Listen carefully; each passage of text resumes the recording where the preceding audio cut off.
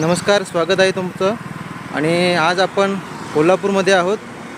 कोल्हापूरमध्ये आता हे आपल्याला बैलगाडीवाले दिसलेले आहेत, बैलगाडीवाले काका. तर त्यांचं नाव विचारूया. बैल बघतो, शांत आहे. नमस्कार काका, नाव काय तुमचं? आमचं विठ्ठल बुडके. हां, विठ्ठल बुडके. विठ्ठल बुडके. हां, तुमच्या मिशा भारदस्त आहेत. मिशा म्हटलं, भारदस्त आहेत म्हटलं.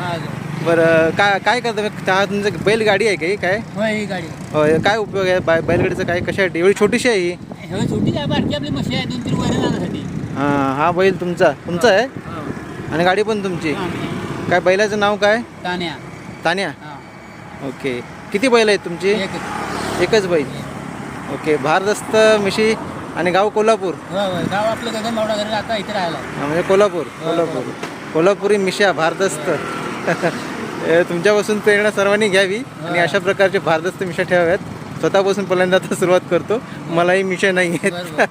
आणि बैलाचं एकंदरीत काय, कसं म्हणजे बैलाचं तुम्ही आता बैल आता किती वर्ष पाळता?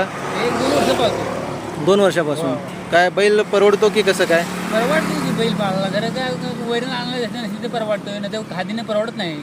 हां, म्हणजे बैलांना खायला पाहिजे. तुमच्याकडे शेती आहे काय? नाही. शेती नाही. वैरण आणण्यासाठी.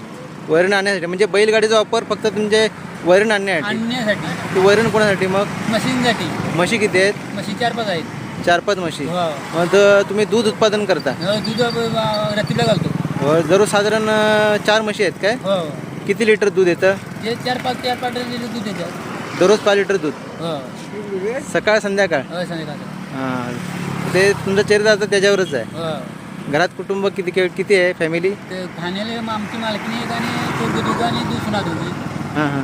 आणि पुढं 4 जण आहे. हां. एकांची. म्हणजे दूध व्यवसाय परवडतो? माझं काय करायचं? दूध व्यवसाय परवडतो. छान, तुमच्याशी बोलून बरं वाटलं आणि तुमच्या मिशाही बघून भारदस्त वाटले. जरा आमच्या सगळे प्रेक्षक आहेत त्यांना जरा तुमच्यापासून प्रेरणा घ्यावी असं मी आवाहन करतो. छान मिशा आहेत तुमच्या. ओके. आणि धन्यवाद. थँक्यू. तुम्हाला शुभेच्छा. हो, थँक्यू. अशा प्रकारे आपण बघितलं, हे जे आजोबा आहेत, काका आहेत, तर ते दूध व्यवसाय करतात. दूध व्यवसाय हा फायदेशीर आहे असं त्यांचं म्हणणं आहे. धन्यवाद.